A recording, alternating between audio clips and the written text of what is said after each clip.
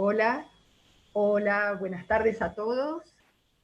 Bueno, les doy la bienvenida a esta capacitación en lombricultura, en introducción a la lombricultura. Mi nombre es Andrea Gandolfi, soy ingeniera agrónoma, trabajo en la agencia de extensión de INTA Chajarí, en Entre Ríos, en la provincia de Entre Ríos. Y bueno, antes de comenzar con esta capacitación, quiero presentar al equipo de trabajo que me acompaña. En primer lugar, voy a presentar y le voy a dar un segundo que se presente Agustín Pereira, eh, quien fue el que solicitó esta capacitación y un poco le debemos a él y a su equipo de la Municipalidad de la Ciudad de Federación, así que quisiera, Agustín, que te presentes, por favor. ¿Cómo estás, Andrea? Buenas tardes al equipo de trabajo de INTA. Bueno, desde la MUNI la inquietud surgió en realidad en principios del Club Pesca de Federación. Nos consultaron por ahí la posibilidad de hacer una charla sobre la introducción a la lombricultura, a la cría de lombrices, porque una vez que se habilitó la pesca hubo mucha demanda. De lombrices, entonces vimos como una oportunidad para introducir el tema en la ciudad, en la sociedad y sobre todo en los pescadores. Así que bueno, desde el área de ambiente, de la Dirección de Producción y Ambiente de la MUNI, nos pareció oportuno coordinar también con INTA para hacer esta charla y bueno, en un futuro pensar, ¿por qué no?, en una posible capacitación más extensa. Así que bueno, muy agradecido con el equipo de INTA y bueno, adelante con la charla. Bueno, muchísimas gracias, Agustín.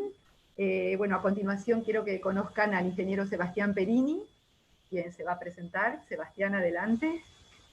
Bueno, buenas tardes a todos. Un gusto enorme estar en este espacio de capacitación virtual, en esta nueva forma de comunicarnos que nos presenta, bueno, la pandemia, ¿no? Que nos obliga por ahí de alguna forma a comunicarnos por estos medios y gracias a Dios nos permite también acercarnos y llegar a un montón de gente que de otra forma no podríamos estar. Hoy vemos un montón de personas de distintos lugares que están escuchando esta charla, Andrea.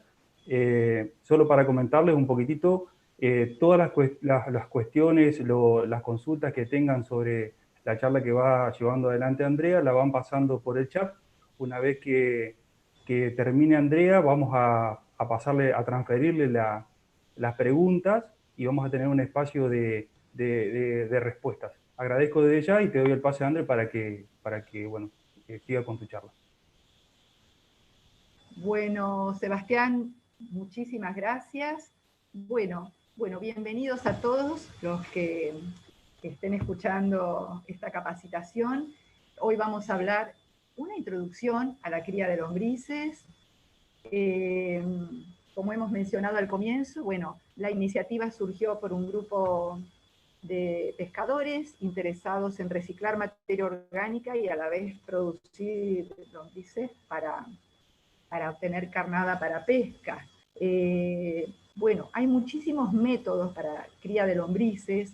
Hoy elegí presentar dos métodos en donde vamos a mostrar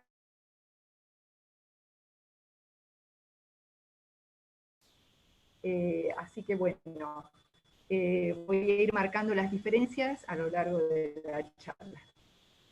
Bueno, en primer lugar, entender que la lombricultura es una técnica que se vale de la lombriz roja californiana, bueno, para reciclar residuos orgánicos que generalmente se desechan, van al medio ambiente, y al finalizar este proceso se obtiene como producto final humus o lombricompuesto y lombrices. Bien, acá marcó la palabra reciclar porque, bueno, en estos tiempos donde se elimina tanta cantidad de residuos orgánicos, bueno, además del objetivo de producir lombriz para carnada o lombricompuesto, el objetivo de reciclar basura y reciclar residuos de producciones agropecuarias no deja de ser una actividad sumamente interesante desde el punto de vista ambiental. Bueno, los productos de esta actividad, como dijimos, son dos. El humus de lombriz, que es lo que se observa en la figura. El humus de lombriz es un mejorador del suelo, el lombricompuesto, de excelentes propiedades desde el punto de vista nutritivo como fertilizante, pero a su vez tiene propiedades estructurantes del suelo, tiene un alto contenido de microorganismos, así que es muy recomendable para mejorar los suelos. Y por otra parte, la lombriz como producto tiene múltiples usos. Existe la posibilidad de utilizarla desecada, deshidratada, como harinas con los cuales se elaboran alimentos balanceados para animales y también para consumo humano en determinado porcentaje. La lombriz también se la utiliza como mejoradora de suelos en algunos casos, y en este caso particular nos vamos a orientar también a la lombriz como producto para carnada, para pesca. Bueno, lo primero que nos preguntamos cuando iniciamos la actividad es qué vamos a necesitar para criarlas, para comenzar un emprendimiento, que puede ser doméstico o puede ser algo mayor, y bueno, con el tiempo es conveniente empezar de a poco y luego ir acrecentando, ¿no? Es necesario contar con un pequeño espacio, con algunas características que vamos a ir mencionando a lo largo de la charla, contar con lombrices, con alimento para las lombrices, con agua de calidad, un sistema de riego que debemos elegir, un sistema de aireación y herramientas. No es para nada costoso ni requiere una gran inversión este emprendimiento, especialmente cuando empezamos de cero.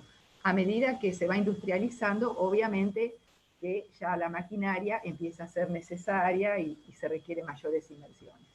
Pero para comenzar, realmente no es necesaria una gran inversión. Bueno, para poder entender el proceso de cría de lombrices, es necesario conocer a la protagonista, que es la lombriz roja californiana. Bueno, el nombre científico es Eisenia fétida. Es una lombriz que aproximadamente en el año 1950 fue mejorada en California, por eso se llama así, lombriz roja californiana, es roja por su color, y es muy deseable porque tiene un corto ciclo reproductivo, se aparea muy frecuentemente, vive muchos años, es muy dócil y todas estas características, es muy inquieta, todas estas características hacen de que el consumo de alimentos sea mayor que en el caso de una lombriz de tierra común. Una lombriz de tierra, por ejemplo, vive 4 años. Esta lombriz vive 15, 17 años, por ejemplo. Para continuar entendiendo el proceso, tenemos que saber que, bueno, la lombriz es hermafrodita. Quiere decir que tiene los dos sexos en el mismo individuo, en la parte anterior, cerca de la boca. Pero a pesar de esto, no se autofecundan, sino que necesitan aparearse. Acá en el gráfico se observa. Cuando la lombriz llega al estado adulto, a los 3 meses de vida, comienza a aparearse. En el apareamiento intercambian espermatozoides, los que son almacenados en un saco que se llama espermateca, y a partir de ahí, a los 3-4 días, la lombriz cava crías en el sustrato donde vive y va liberando una sustancia mucilaginosa a través del clitelo, que es este anillo engrosado que tiene. Bueno, y en ese túnel, en esa galería con mucílago, libera los óvulos, libera los espermatozoides y se fecundan en el suelo. Inmediatamente son envueltos por una sustancia gelatinosa densa, también segregada por el clitelo, y se forma un saco de huevos, o cocón se llama, que es un pequeño huevito con forma de pera, color verdoso, de 3 a 4 milímetros, que contiene en su interior hasta 20 lombricitas fecundadas. Bueno, este huevo se va desarrollando en el suelo aproximadamente entre 15 y 45 días, nacen las lombrices en el suelo. Las primeras lombrices son muy pequeñas, blanquecinas. Bueno, se alimentan por sí solas desde el momento en que nacen y a los 60 días aproximadamente ya son jóvenes y a los 3 meses cumplen un ciclo. Y a partir de ahí nuevamente se reproducen. Bueno, esto es muy importante conocer que todo este proceso se da en el medio donde viven, que es el suelo, que después va a influir mucho en el manejo de la lombriz. Bueno, acá se ve en la foto lombrices con cocones. Bueno, la lombriz californiana vive 15 años y dijimos que tenían alta frecuencia de apareamiento. Se aparean una vez por semana y ponen un huevo cada 7 a 10 días, o cocón. Bueno, nacen a las 3, 4 semanas. De esas 20 lombrices que están en el huevito, llegan a vivir unas 5 lombrices aproximadamente. Bueno, el ciclo se cumple, o sea, la lombriz repite su ciclo entonces 4 veces por año. Es decir, que de una lombriz, al finalizar un año, se obtienen 10.000 lombrices.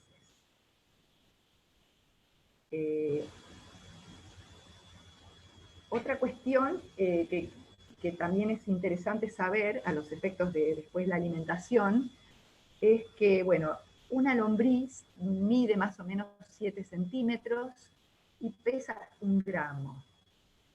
Lo interesante de esto es que consumen el equivalente a su peso. Es decir, van a comer, una lombriz come 1 gramo de alimento. 1 kilo de lombrices come 1 kilo de alimento por día.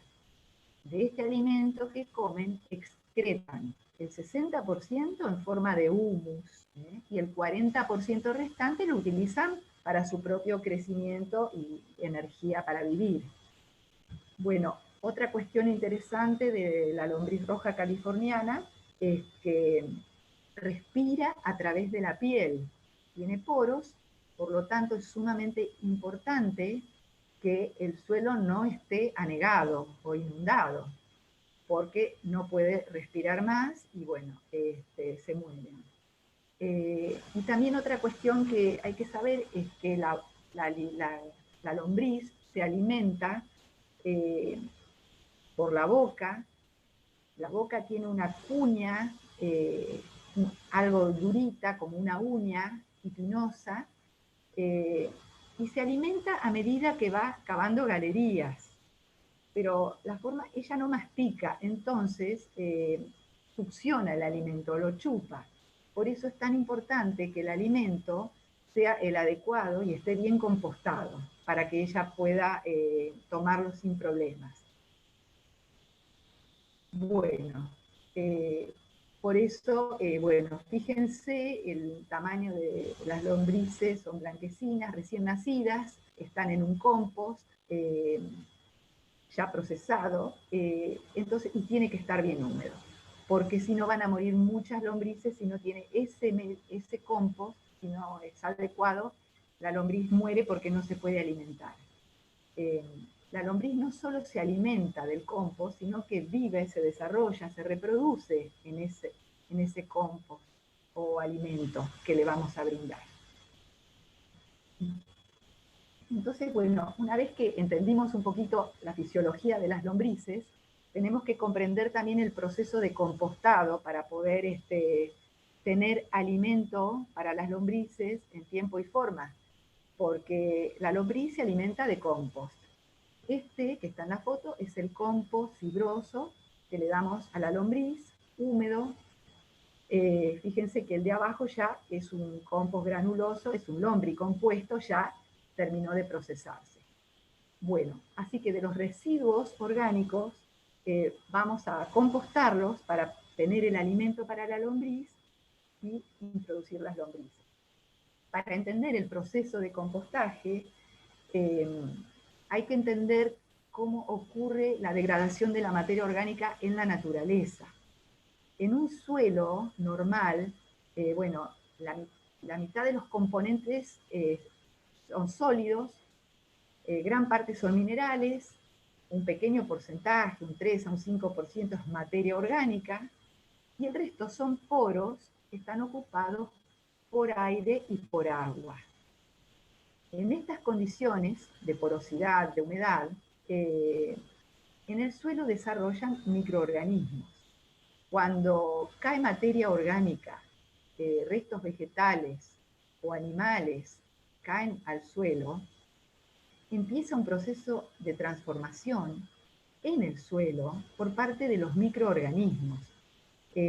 Hay distintos grupos de microorganismos que van degradando esta materia orgánica cruda, digamos, la van particionando en menores tamaños hasta llegar a moléculas y a nutrientes y a elementos aislados, que son los que finalmente pueden tomar las plantas por sus raíces con el agua y reiniciar el ciclo.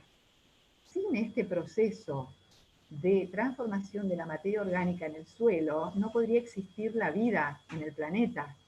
Es sumamente importante la existencia de esa capa negra de humus, donde hay presencia de microorganismos. Bueno, en el compostado nosotros vamos a reproducir este proceso de transformación de materia orgánica que se da en presencia de aire, humedad y por microorganismos. Bueno, la materia orgánica entonces, acá se ve mejor, es principalmente la capa superior del suelo, restos animales y vegetales. Muchos son apreciables a simple vista, por ejemplo la lombriz, y hay muchísimos otros que también se alimentan de materia orgánica en descomposición, y también tenemos seres microscópicos, como ya dije, y para que tengan una idea, nada más lo pongo, para darse una idea de la magnitud, de la importancia del suelo orgánico, un gramo de suelo de tierra negra tiene millones de bacterias, miles a millón de hongos, también de actinomicetes y miles de algas y protozoarios, que todos intervienen en el consumo y en el ciclo de los nutrientes. Bueno, entonces, sabiendo que los microorganismos son los responsables de la degradación de la materia orgánica, bueno, vamos a decir que el compostaje es un proceso de transformación de la materia orgánica por acción de los microorganismos en condiciones controladas de temperatura, humedad y aireación. El compost que nosotros vamos a obtener es un alimento predigerido ya para las lombrices. Bueno, los compost, esto repite un poco lo mismo, hay muchas formas de preparar compost a nivel domiciliario, se apilan los residuos, ahora vamos a ver un poquito los requerimientos, al aire libre, se lo puede aislar del medio ambiente, con chapas, con plásticos, con pasto seco, y tratar de regular nosotros las condiciones de temperatura, humedad y aireación. Los microorganismos, tanto las lombrices como los microorganismos del suelo, también es importante saber, no resisten la luz del sol. Los rayos ultravioletas del sol los matan. Entonces, es re importante también tener mucho cuidado cuando uno voltea una pila, bueno, cubrirla para que no mueran estos organismos. Bien, distintos modelos de compostaje, más pequeños, un poco más grandes, caseros, un poco más industriales. Bueno, con respecto a qué materiales podemos compostar como materia orgánica, todo lo que es susceptible de degradarse.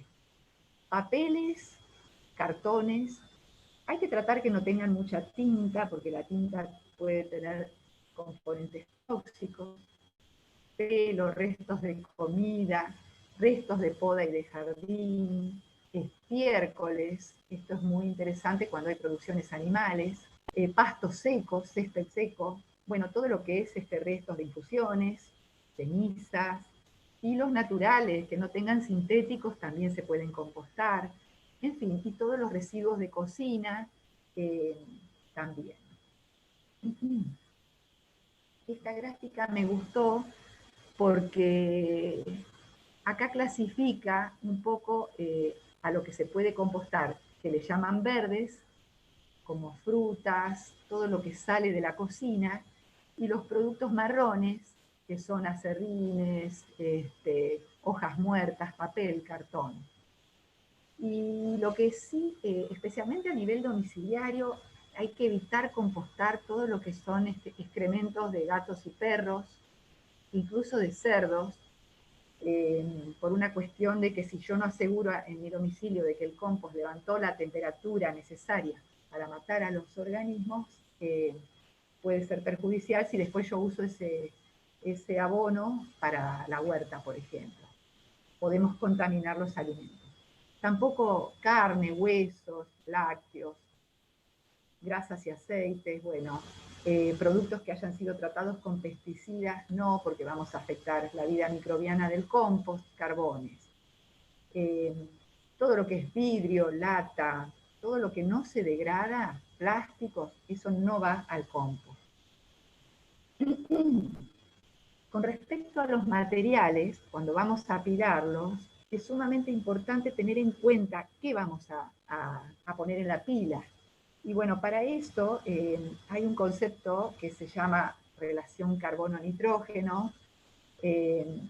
Bueno, esto quiere decir que los microorganismos para vivir necesitan consumir 30 partes de carbono, imagínense hidratos de carbono, por una parte de nitrógeno, o de proteína, si se quiere. Esto significa que la relación carbono-nitrógeno ideal para empezar a compostar sería de 30 a 40 a 1.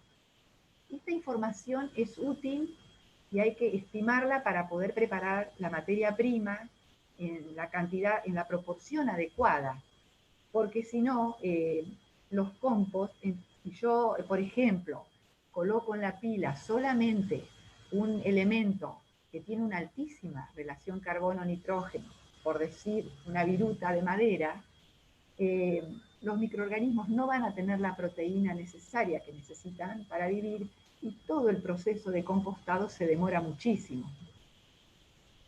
Entonces, para simplificarnos, vamos a clasificar a los materiales como verdes, comida, yerba, café, pasto, estiércoles, que aportan nitrógeno. Y los materiales secos o marrones, que son todas las hojas, pasto seco, ramas, papel, cartón, aserrín, que son los que aportan el carbón. Acá les doy unos ejemplos. Hay muchísimas tablas sobre estudios de los distintos materiales, qué relación carbono-nitrógeno tienen. Es muy variable este valor, porque también, por ejemplo, el estiércol vacuno es una relación equilibrada. Prácticamente lo podemos poner puro, no mezclarlo con nada, porque es en la proporción ideal. Pero a veces los estiércoles varían muchísimo según la edad del animal, según la alimentación que ha recibido y otros factores. Hay muchas tablas, yo solamente le doy como ejemplo. Estiércol vacuno, residuos domiciliarios tienen una relación bastante equilibrada para los microorganismos. Por ejemplo, el estiércol de aves ya tiene muy poco nitrógeno, 20 a 1. Hay que agregarle carbono, hay que agregarle algo fibroso, algo marrón. El de quino lo mismo. Por ejemplo, la harina de sangre o los residuos de frigorífico que se utilizan para compostar tienen muy baja relación carbono-nitrógeno. Sobra proteína. Generalmente cuando pasa esto, que yo composto solamente harina de sangre, va a pasar que el nitrógeno se va a liberar en forma de gas, como va a haber olor a amoníaco, perdón, y se pierde el nitrógeno al aire. Por eso el proceso no es eficiente. Hay que buscar que la relación sea de 30 a 1. Fíjense la viruta, la aserrín, es muy alta, 80 a 90 a 1. En este caso hay que agregar nitrógeno. Bueno, rastrojos, rollos viejos de pasto, tienen una altísima también relación. Esto es para tenerlo en cuenta. Una forma práctica es estimada, por supuesto, es colocar una parte de un residuo alto de nitrógeno y una parte de residuo alto en carbono. Entonces la mezcla se equilibra. Por ejemplo, acá tomé una foto de una compostera domiciliaria, alternando capas de 15 a 20 centímetros de materiales ricos en carbono y ricos en nitrógeno, la mezcla estaría equilibrada. El tamaño de partículas es sumamente importante porque tiene que ser de 1 a 5 centímetros. No puedo colocar residuos mucho más grandes porque el proceso también se va a demorar muchísimo.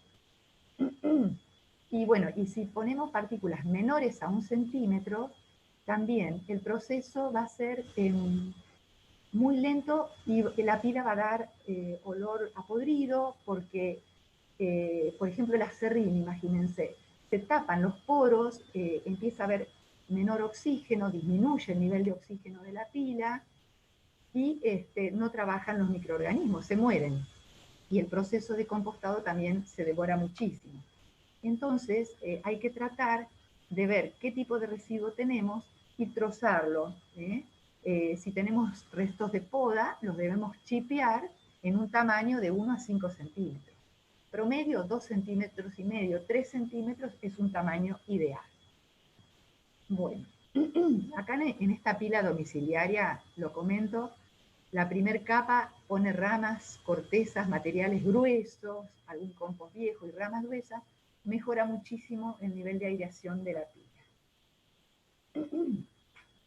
Bien, una vez que preparamos la pila con las capas de diferentes materiales, comienza el compostaje.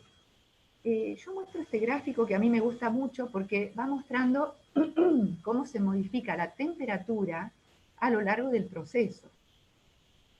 Iniciamos la temperatura y en línea de puntos van a ver que es la acidez.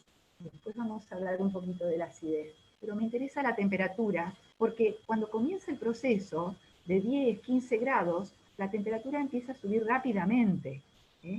Esa primera etapa, que se llama mesófila porque son temperaturas medias, y acá intervienen microorganismos mesófilos, bacterias y hongos adecuados a esa temperatura.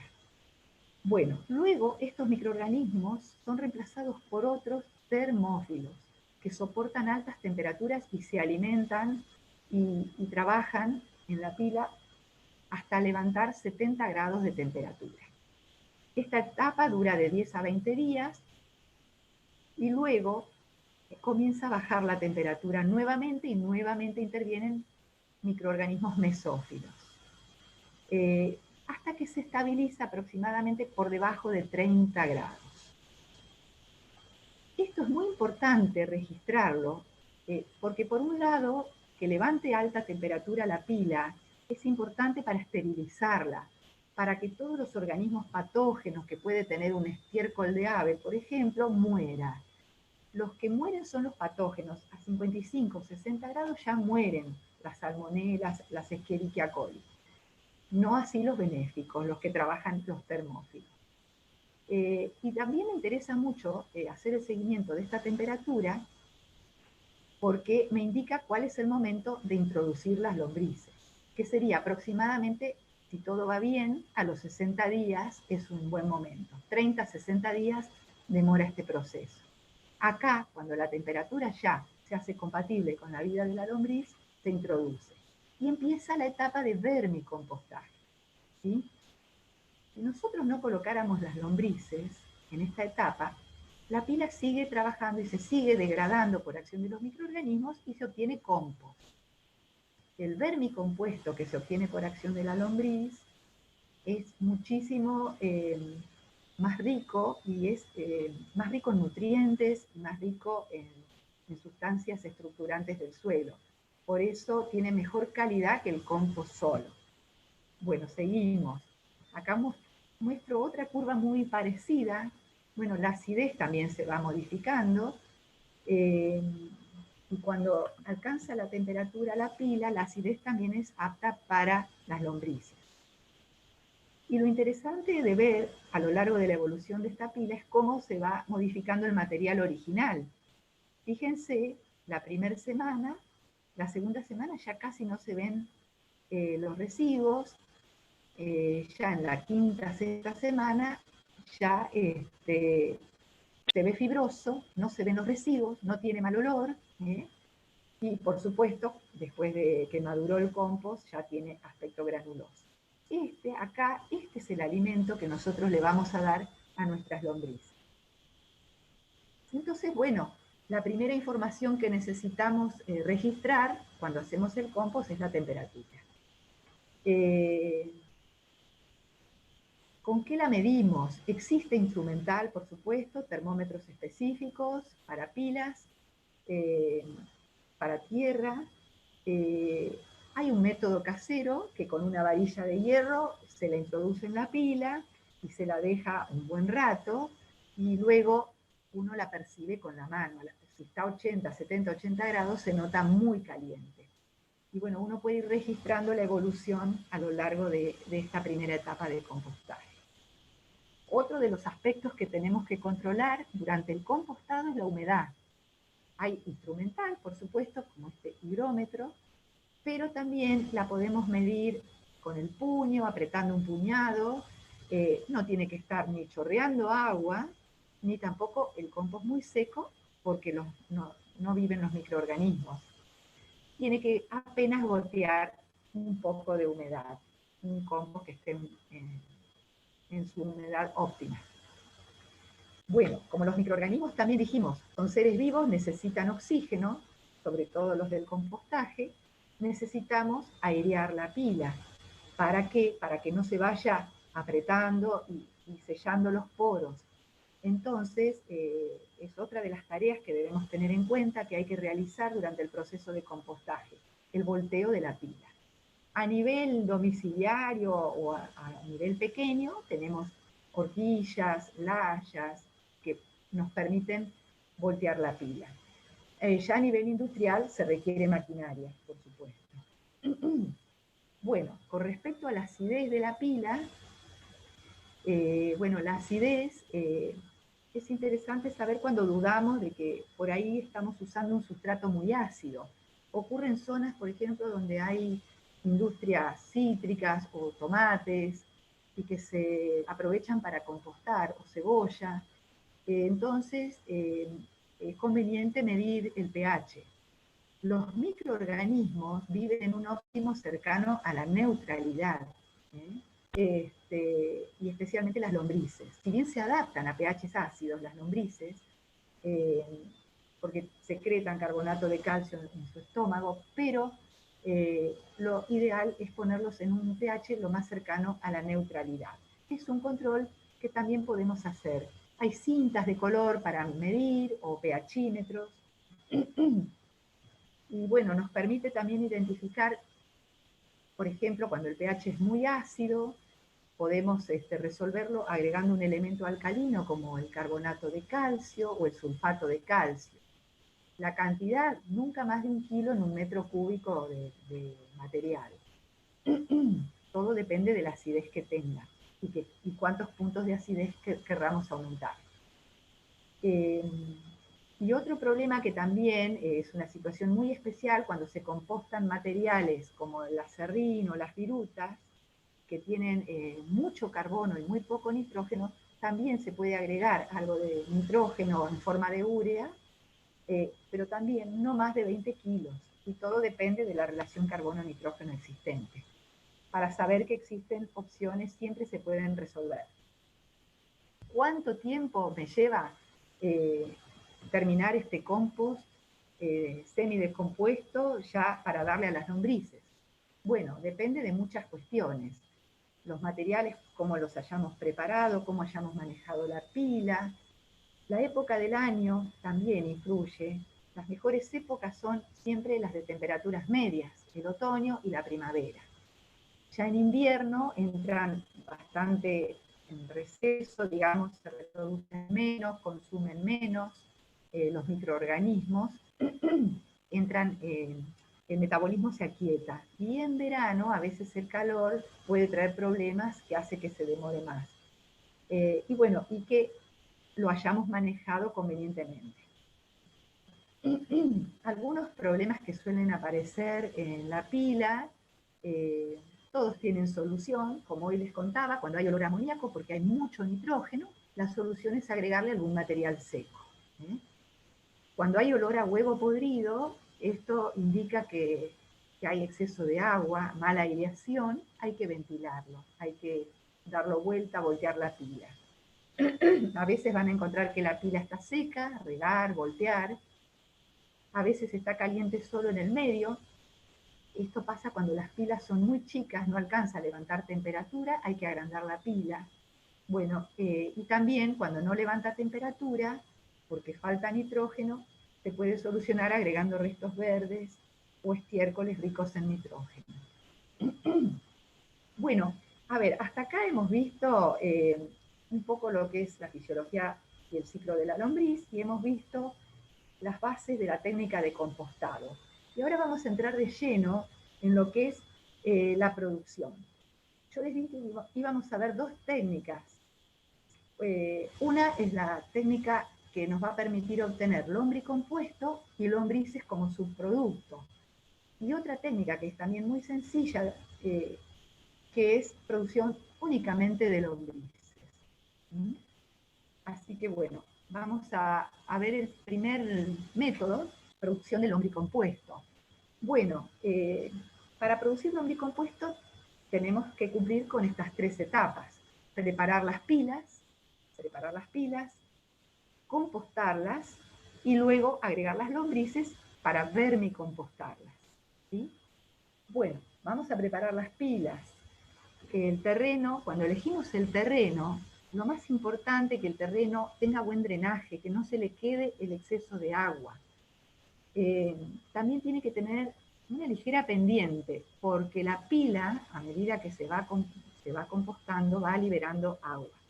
Si se la puede recolectar, mucho mejor. A veces se hacen bases de cemento con canales recolectores. Bueno, vamos a hacerlo en forma casera para comenzar. Ponemos un polietileno en la base, de 100 micrones de espesor está bien, y que asome un 20% hacia los laterales. Bueno, el terreno, ya dijimos, entonces tiene que ser con muy buen drenaje, en lo posible alto, y debe haber agua disponible para el riego, agua de buena calidad. Con respecto al sol, esto hay que manejarlo de acuerdo al clima de cada región. Lo que se busca es que se mantenga la temperatura óptima para la vida de las lombrices, que es de 25 grados. Por eso muchas veces hay que protegerlas del frío, o en otros casos protegerlas del calor con medias sombras o con tinlados. Hay distintos recursos, pero hay que adaptarse a la zona. Hay que mantener la temperatura de la pila. Bueno, el ancho de la pila para esta técnica tiene que ser de 1 a 2 metros, como máximo, para poder trabajarla con comodidad. La altura debe ir de 80 centímetros a 1,20 m, ni mucho más chica ni mucho más alta, porque si es más chica, habíamos visto que no levanta temperatura la pila. Y si es, eso pasa porque, bueno, no trabajan bien los microorganismos, no se da la relación superficie-volumen. Y si es muy alta, la pila se apelmaza y hay que voltearla más seguido, le cuesta airearse. Y el largo, bueno, es variable, de acuerdo a la cantidad de material disponible. 10, 30 metros, puede ser menor también. Bueno, una vez que tenemos los residuos para compostar, lo podemos mezclar previamente o bien poner en capas alternándolas, ¿sí? Como habíamos dicho hoy, 20 centímetros de material fibroso con alto carbono, 20 centímetros de un material con alta proteína, y bueno, se los coloca en capas, pero igualmente hay que mezclarlos con una horquilla y darles la altura de 1,20 m.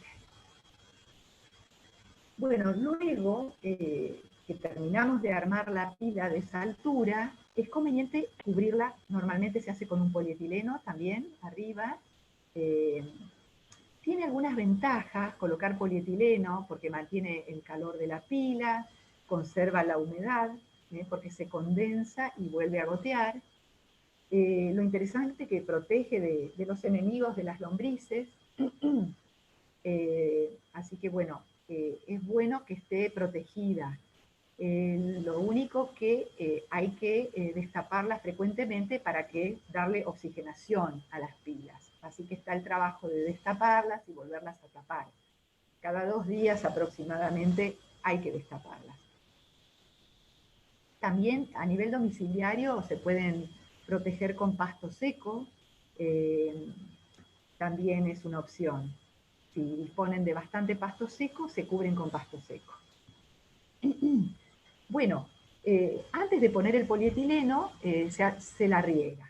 Se hace un buen riego profundo y lograr que la humedad llegue al 70%. ¿Se acuerdan la prueba del puño? Apretar, sentir que está húmedo, que apenas gotea. Bueno, acá empieza a trabajar la pila. Si las partículas serán del tamaño adecuado, la temperatura va a subir de 15 grados a 80 grados y luego va a volver a bajar a 30 grados.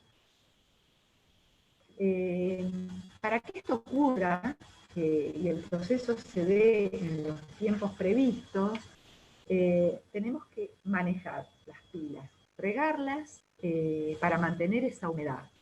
Esto no es ninguna receta ni fórmula, simplemente es a modo orientativo. Todo depende del clima, del lugar, de la época del año, pero simplemente lo puse para comparar después los distintos métodos. Y hay varias formas de regar la pila. Pueden instalarle cintas de riego por goteo, que se colocan aproximadamente cada 30 centímetros. Acá una me parece poco, habría que poner 2 cintas en una pila. También poner aspersores cada 2 metros. ¿Sí? Y riego manual con manguera, que este es el más profundo y es el que menos frecuencia requiere de riego. Estos, si bien son más prácticos, pero requieren más frecuencia de riego.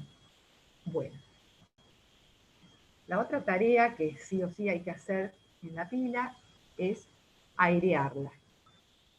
Bueno, se la puede airear con horquilla en forma manual, o bien hay un sistema de caños perforados, horizontales, que se colocan debajo o a mitad de la pila.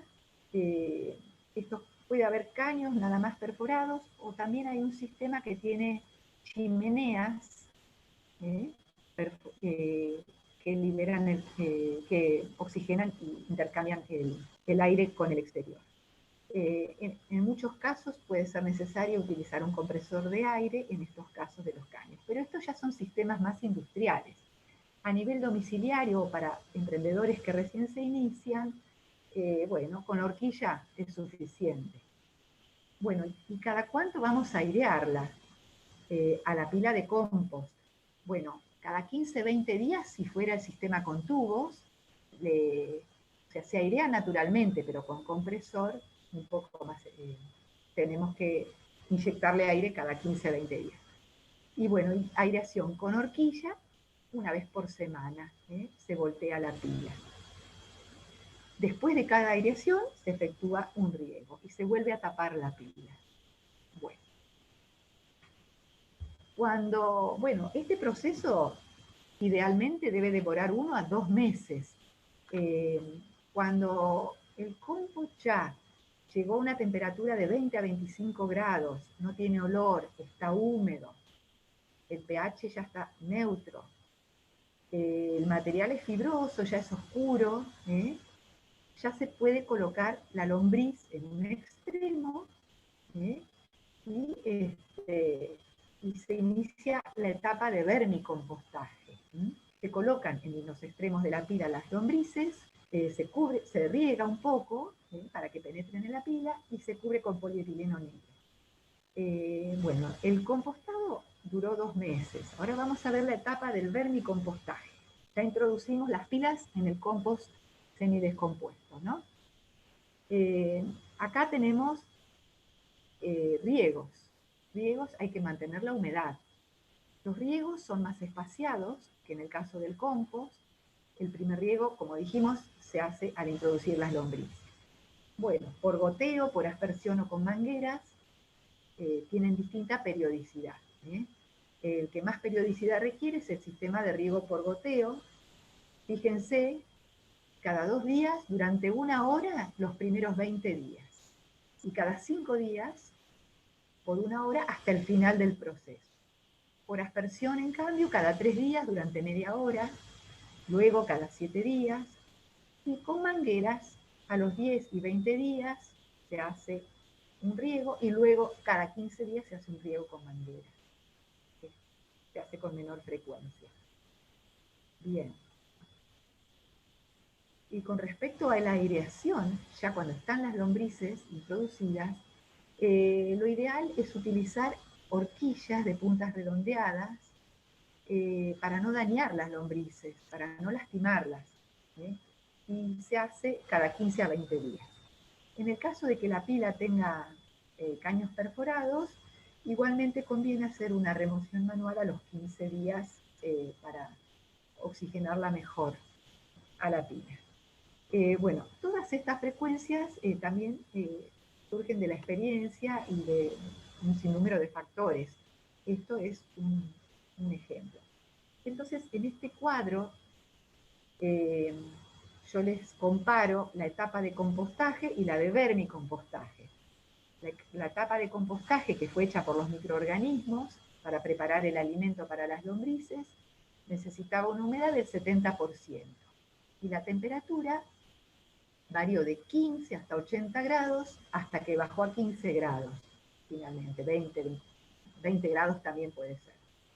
Y la acidez, al principio fue ácido y luego se acerca a la neutralidad al finalizar el proceso de compostaje.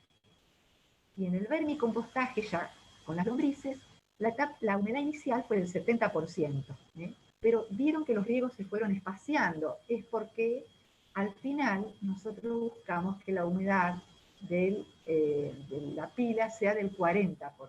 La temperatura óptima durante todo este proceso es de 20 a 25 grados y el pH cercano a la neutralidad también, para que trabajen mejor las lombrices. Bueno, también es muy recomendable, cuando se hace la etapa de vermicompostaje, tener varias pilas para ser más eficientes. Lo ideal es 4, una en proceso de armado, otra en proceso de compostaje, otra con las lombrices y otra que ya se está cosechando. Porque cuando cosecho el lombricompuesto y me van a quedar lombrices, cocones, que los voy a utilizar una parte para sembrar la nueva pila de compost predigerido ya. Entonces, fíjense acá los tiempos, el compostaje, el vermicompostaje y la cosecha. En total, el proceso demora 3 meses si las cosas se han dado, todas las cuestiones de manejo que hemos ido hablando se han ido cumpliendo y no hubo inconvenientes. Así que bueno, ese es el tiempo que tarda esta técnica. ¿Cómo nos damos cuenta que terminó el proceso? Ya el material terminado, hoy habíamos visto que es un material muy oscuro, con un olor a tierra húmeda, a esa tierra húmeda cuando se larga a llover, a tierra de bosque. El aspecto es a borra de café, la humedad es del 30 al 40% y la pila ya se redujo a la mitad. Si la pila medía 1 metro, va a medir 50 centímetros. Empiezan a aparecer otros bichitos, 100 pies, bichobolitas en la pila. Ya esto indica que la pila, que el vermicompuesto, el lombricompuesto está terminado. Acá está en proceso todavía. Entonces vamos a ver cómo hacemos para cosechar. Bueno, Lo primero que vamos a hacer es cosechar las lombrices, sacar las lombrices, separarlas del lombricompuesto. ¿Cómo hacemos? Bueno, una técnica muy sencilla es colocar una capa finita de 3 a 5 centímetros de alimento nuevo compostado, predigerido. Se coloca una pila de 3 a 5 centímetros, se la riega. También se puede hacer una zanjita, como explico acá, de 20 centímetros en el centro de la pila, ¿no? Todo a lo largo de la pila. Se coloca el compost o alimento para la lombriz, se lo riega un poquito y se espera unos días, 4 a 5 días. Las lombrices, todas van a subir a alimentarse, la mayoría por lo menos, van a subir a alimentarse de ese nuevo alimento. Y es en ese momento donde se las recolecta. Bueno, una vez que se separaron las lombrices, se cosecha el lombricompuesto, se saca con palas y generalmente va a zarandas. Puede haber distintos tamaños de zarandas, el tamaño ideal es de 3 milímetros. ¿Sí? Acá ven una zaranda vibratoria, una manual, y esta es rotativa. Bueno, se pueden crear zarandas manuales a nivel domiciliario. Va a quedar algún resto de compost más grueso, palitos que todavía no se terminaron de procesar. Todo eso se rescata y se va a una nueva pila de compostado, porque eso es como un inóculo, tiene alta carga microbiana y va a servir para sembrar la nueva pila. Por otra parte, si tenemos zarandas de 3 milímetros, vamos a ver también que podemos recuperar las cápsulas, que también las vamos a guardar para ubicarlas en otra pila de vermicompostado. Bien, vamos a continuar. Luego el lombricompuesto, en esta etapa, se lo embolsa. Generalmente las zarandas tienen como una boca donde se coloca la bolsa y se procede al embolsado. Y bueno, en cuanto a las lombrices que cosechamos en esta etapa, podemos utilizarlas para reiniciar el proceso, es decir, en una de las pilas que ya tenemos preparadas, predigeridas, las colocamos. Y también podemos destinar una parte para venta, ya sea para tratamiento de residuos domiciliarios, para alimentación animal, harinas, para carnadas, en fin, múltiples usos. Bueno, espero no confundirlos mucho, porque ahora, hasta ahora hemos visto el proceso de producción de dos productos, lombricompuesto y lombrices. Esta técnica que produce solo lombrices y no lombricompuesto es muy interesante porque, bueno, para el que solamente quiere producir carne de lombriz, es muy práctica, y además se cosecha mensualmente. Nosotros dijimos que en la técnica de lombricompuesto más lombrices, la cosecha era cada 3 meses de lombricompuesto y lombriz. En esta, la cosecha es mensual. Bueno, para construir este criadero de lombrices, para producir solo lombriz, tenemos que las pilas, la diferencia con el método anterior, es la altura de la pila. Esta va a tener 30 centímetros de alto. Se construyen, le llaman camas o cunas.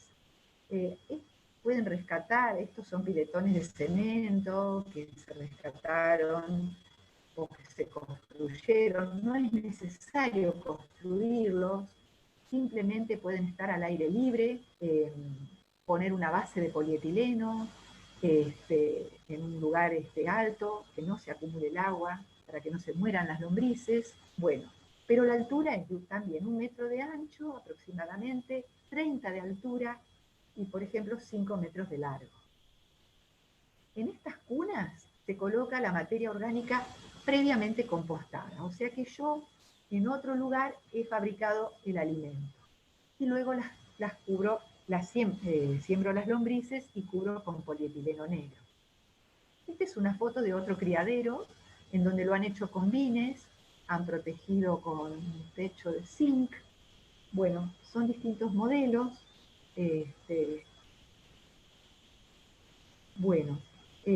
Luego de introducir las lombrices, esto es una síntesis, hemos colocado el polietileno negro en la base, el compost preparado, 30 centímetros de altura, colocamos las lombrices en un extremo, puede ser, y hacemos un riego superficial y lo cubrimos con el polietileno negro.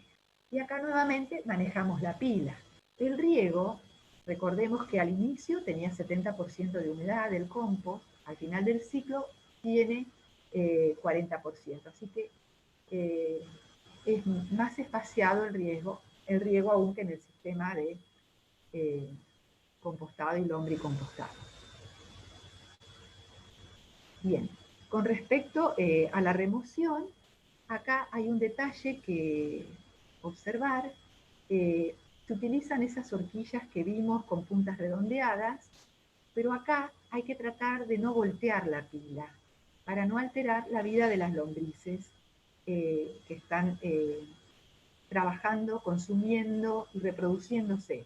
Recuerdan que forman galerías donde consumen alimentos, donde se reproducen, entonces tenemos que tratar de alterarlas lo menos posible.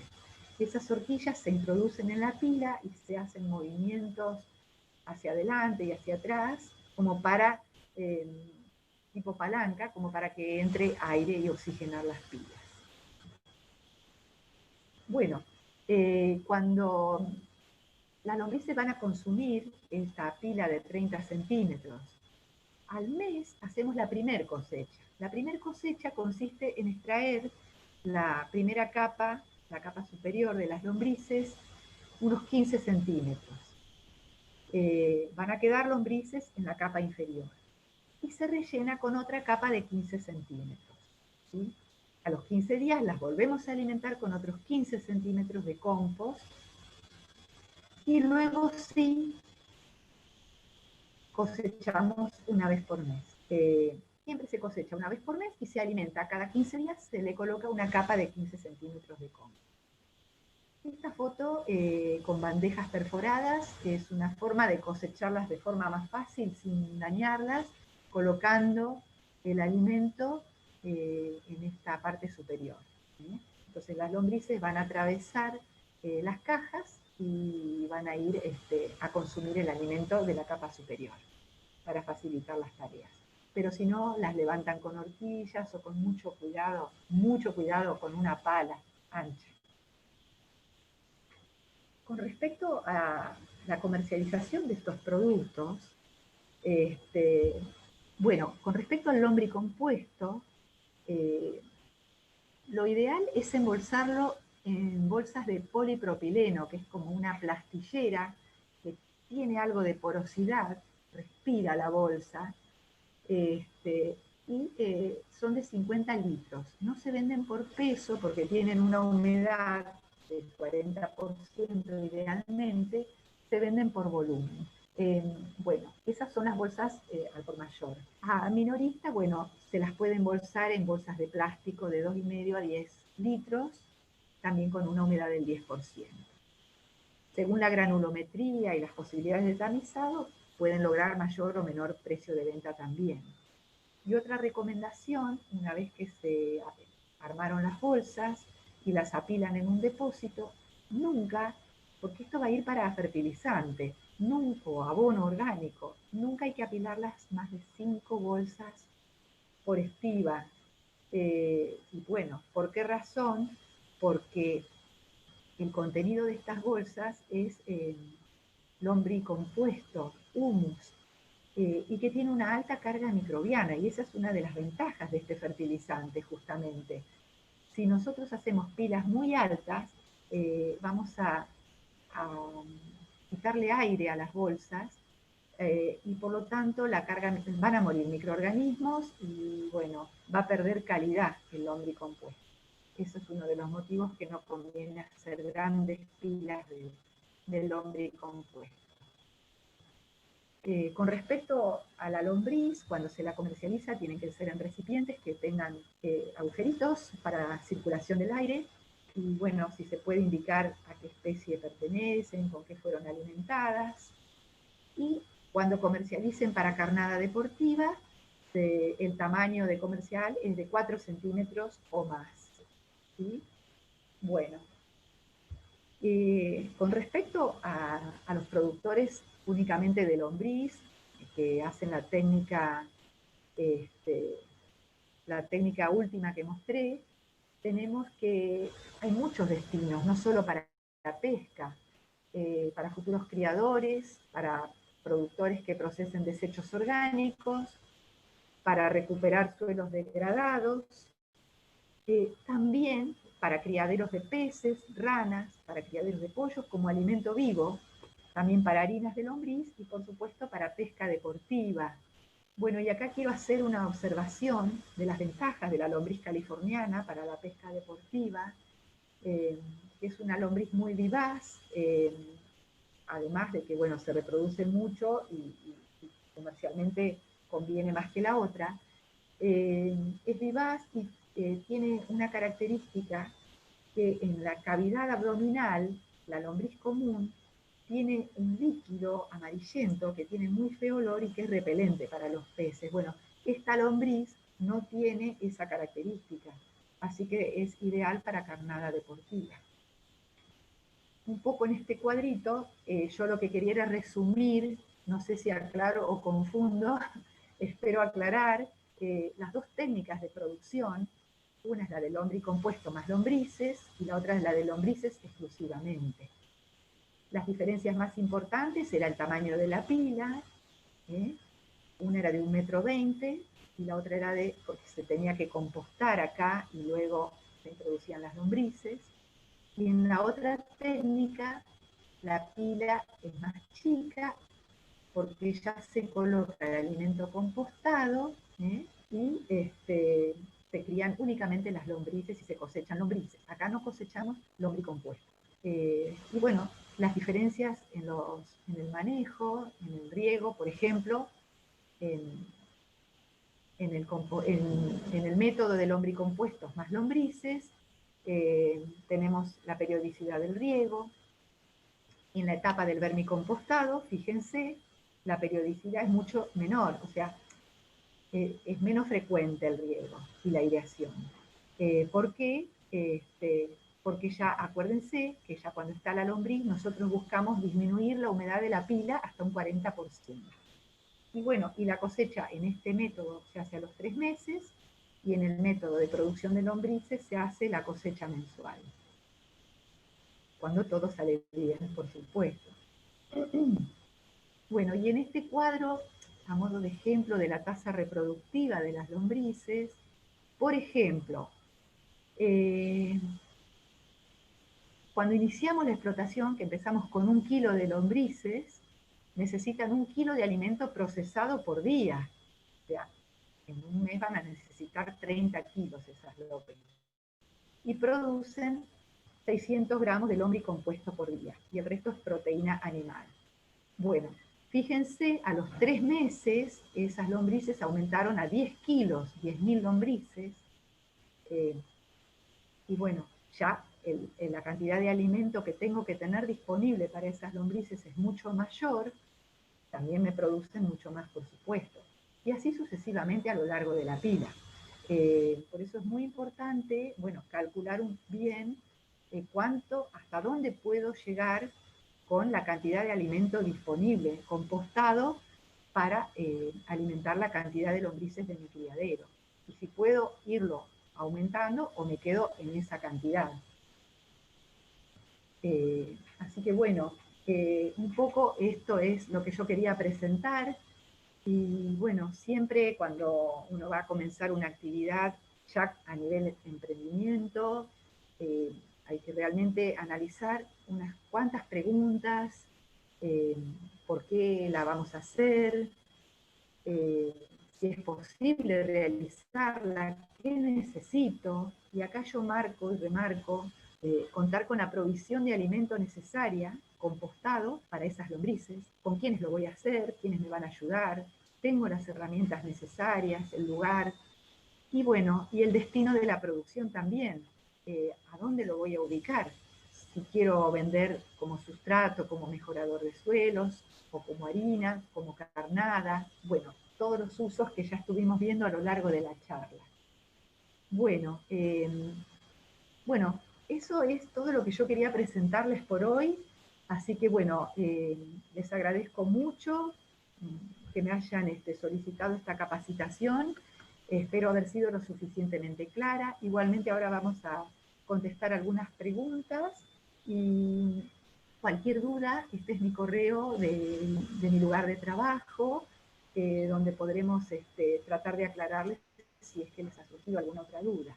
Así que bueno, muchísimas gracias. Sí. Andrea, si querés te paso algunas de las preguntas que fueron repitiéndose en el transcurso de la charla. En general, la mayoría de las respuestas, de las preguntas, perdón, las fuiste respondiendo en el transcurso justamente de tu alocución. Pero bueno, ahí al principio preguntaban ¿a qué te referís cuando hablas de harinas de sangre?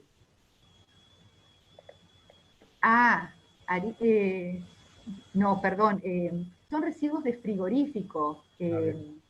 Sangre puede ser, o vísceras, residuos de frigorífico. Bien, perfecto. Sí, sí, sí, sí. Y otra de las preguntas es si las lombrices se pueden morir por exceso de humedad. Sí, sí, sí. Generalmente, a veces pasa cuando las pilas no drenan bien, en la parte inferior hay mucha humedad, las lombrices se mueren. Muchas veces logran escapar, pero muchas veces no logran escapar y se mueren. Sí. Una de las consultas que más se repitió en el transcurso fue ¿por qué no alimentar a las lombrices con los residuos domiciliarios así en bruto, sin compostar? Bien, excelente pregunta. Bueno, justamente porque el aparato bucal de la lombriz es chupador y necesita tener partículas ya predigeridas. La lombriz no puede tomar el alimento en crudo. Uno la va a observar, uno a veces le echa residuos y va a observar lombrices, pero en realidad se alimenta del alimento que ya fue predigerido por los microorganismos. Justamente porque ese aparato chupador, ella va avanzando y va ingresando, abre la boca y va ingresando el material húmedo y parcialmente descompuesto a su aparato digestivo. No sé si aclaró. Bueno, No, perfecto. Por lo menos para mí me queda muy claro. Y bueno, la última, André. ¿Por qué no usamos los residuos o las heces de cerdos? Bien, yo especialmente esto lo menciono a nivel domiciliario o a nivel de emprendimiento, porque bueno, las heces de cerdo, de perro, de gato, pueden tener microorganismos patógenos que si no manejamos bien la temperatura del compostado, pueden sobrevivir en la pila. Y cuando después utilizamos el lombricompuesto para fertilizar, para abonar una huerta, por ejemplo, estamos contaminando con esos microorganismos. Muchas veces los microorganismos patógenos se enquistan, y bueno, por eso yo personalmente no los recomiendo. A nivel industrial usan, yo sé que hacen cría de lombrices a partir de residuos de criaderos de cerdo, por ejemplo, pero tienen muy ajustado el tema de la temperatura. Y ahora sí la última, Andrea. Bueno. Los residuos de cítricos, ¿cuál sería, o sea, la mejor forma de poder ingresarlo al compost, o si hay alguna forma de ingresar los residuos de Sí, cítricos al compost? claro. Los residuos de cítricos se pueden utilizar. Lo ideal es, primero, trozarlos, que el tamaño de partículas sea pequeño, de 2 centímetros, 3 centímetros. Y por otra parte, ir controlando la acidez de la pila. Si yo lo voy a echar puro, seguramente se me va a acidificar mucho la materia orgánica y todos los microorganismos, incluso después las lombrices, les va a costar trabajar en ese medio ácido. Entonces, lo que se busca es ir controlando la acidez de la pila, mezclándolo con otros residuos. Hay que buscarle, o agregándole carbonato de calcio o yeso también. Se le puede agregar, como vimos, en el caso de materiales muy ácidos. Perfecto, Andrea, muy clara.